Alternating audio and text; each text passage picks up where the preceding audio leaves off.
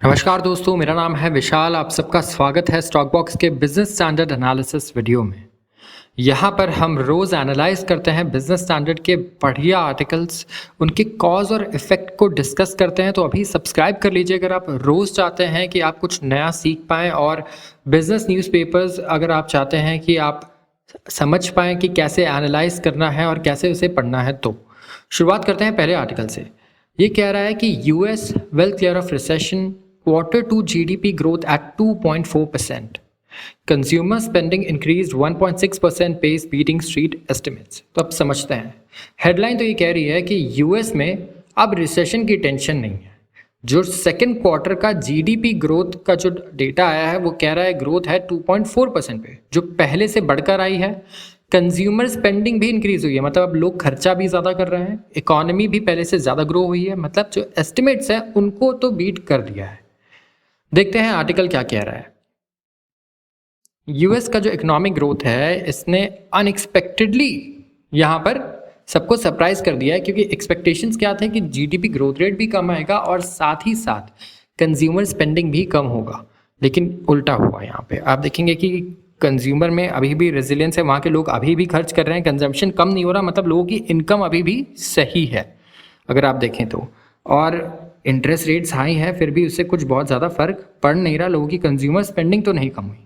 GDP आया 2.4% पर annualise rate, ठीक है।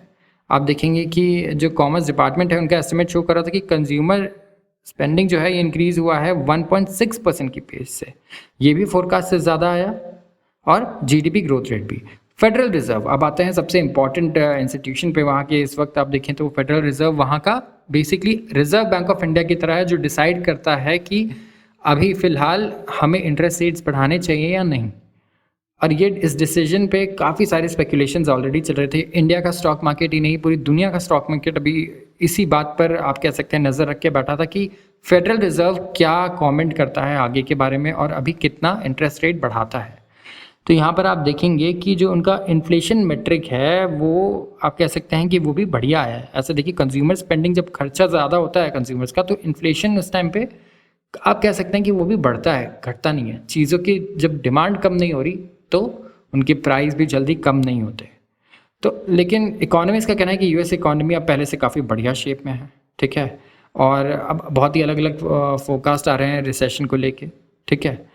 और जो फेडरल रिजर्व है उनका ये कहना है बेसिकली, वहाँ की सेंट्रल बैंक का, कि अब वो रिसेशन एक्सपेक्ट नहीं करते। जेरोम पॉवेल जो चेयरमैन है वहाँ के फेडरल रिजर्व के, सेंट्रल बैंक के, उन्होंने इंटरेस्ट रेट बढ़ाया है अभी, आप कह सकते हैं क्वार्टर परसेंटेज पर 25 बेसिस पॉइंट कहते हैं हम जिसे, 0.25% बढ़ाया, जो कि एक्सपेक्टेड था, ठीक है।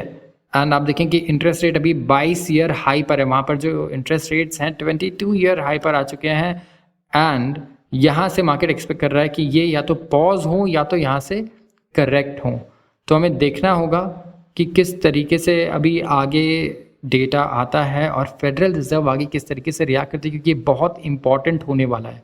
क्योंकि अब मार्केट की एक्सपेक्टेशंस बहुत डिवाइडेड है। होता यह है कि मार्केट में पॉजिटिव न्यूज़ और नेगेटिव न्यूज़ ये दोनों अच्छी हैं, लेकिन अनसर्टेनिटी जहाँ पर आए ये बहुत ख़राब है, क्योंकि यहाँ पर मार्केट में आती है बहुत ज़्यादा वॉलेटिलिटी।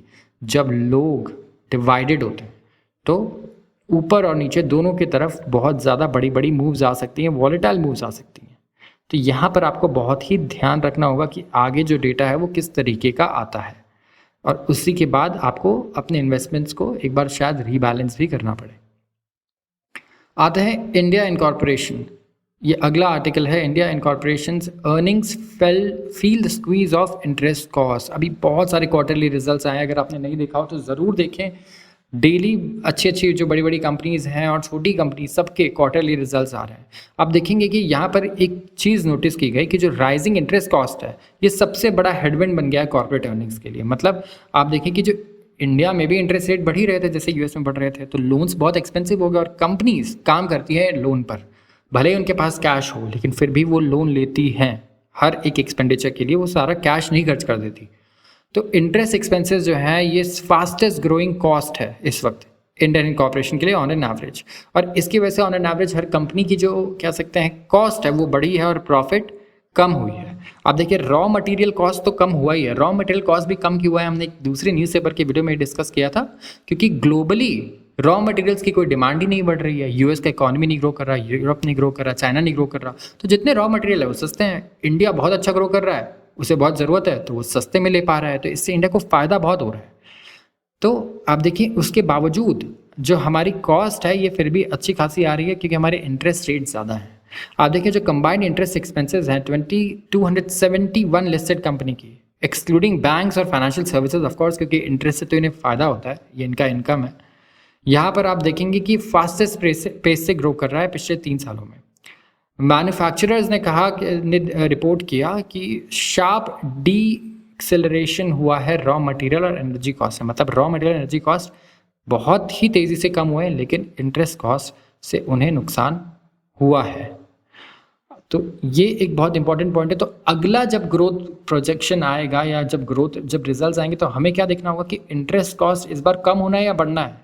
देखिए अभी तो फ्लैट रहना है, हमें इतना पता है क्योंकि आरबीआई ने रेट्स बढ़ाए नहीं है, लेकिन अगर यहाँ रेट आप कह सकते हैं अगर 25 BCS 0.25% 25 BPS भी अगर कम होता है तो बहुत बढ़िया न्यूज़ होगी, क्योंकि इनके कॉस्ट ऑलरेडी डाउन है, तो इंटरेस्ट कॉस्ट भी कम हो जाएंगे, जिससे इनके अगले रिजल्ट्स बहुत बढ़िया आ सकते हैं। तो इस बात का आपको ज़रूर ध्यान रखना है अगर आप अभी निवेश कर रहे हैं शॉर्ट टर्म के लिए भी, अगले 6 महीने के लिए भी, कि अगली बार क्या इंपॉर्टेंट होने वाला है इन कंपनीज़ के लिए।